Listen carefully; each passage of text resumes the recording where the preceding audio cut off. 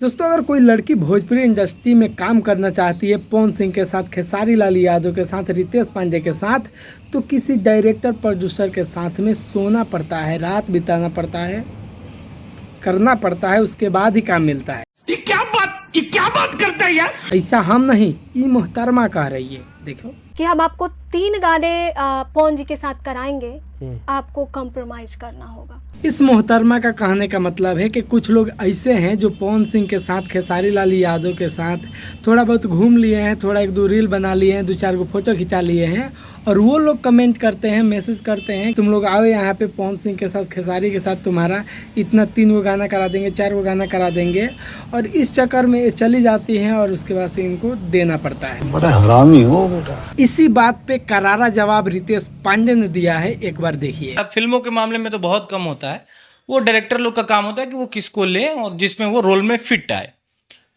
Same thing गाने में apply होता है कि गाना कैसा है, उस गाने में कौन फिट आएगा, उसके आधार पे हम लोग सिलेक्शन करते हैं। गाना में आपका इंटरफेयर होता है? हाँ बिल्कुल, गाने में होता है। पर डिसाइड कैसे करते हैं किसी लड़की को काम दिया जाए ना दिया जाए, कांटेक्ट कैसे करते हैं आप? कोई हमारा छोटा भाई छोटन है और ये सब सारा काम उसी के जिम्मे है, वही बुलाता है सबको।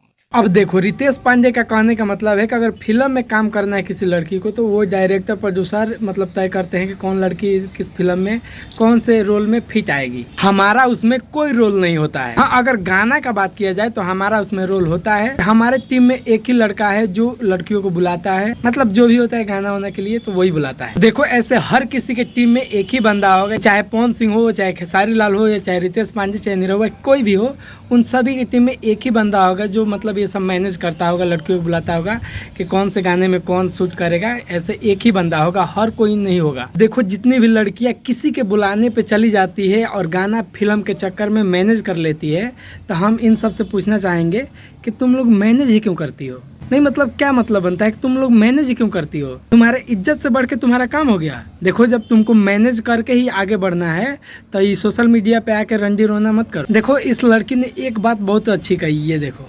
कुछ लड़कियां ऐसी हैं, हम जब स्टूडियो जाते हैं तो मानिए कि कोई है, कोई डायरेक्टर आ गए हैं या कोई बड़े यूट्यूब के जो मालिक है वो आ गए हैं, सर हमको गवाइए ना, सर हमको कब गवाएंगे, ऐसे आई कांटेक्ट पूरा, मतलब एक होता ना कि बहलाना, अपने वो चीजों में करना, तो वैसे करती हैं। देखो, ये बात 100% सही है। मतलब कुछ लड़की ऐसी होती हैं जो खुदे मतलब सटती हैं, कहती है कि सर कराइए ना, मतलब अच्छा बनने के लिए ये खुदे उन लोगों में सटेंगी, कहेंगे ये दांत चियारेंगी, मतलब बेमतलब के, उसका कोई लॉजिक नहीं है, लेकिन बेमतलब का ये सब करेंगी। देखो, कोई खोल कर खुदे देने के लिए तैयार हो तो इस जमाने में कोई इतना भी शरीफ नहीं है कि नहीं लेगा।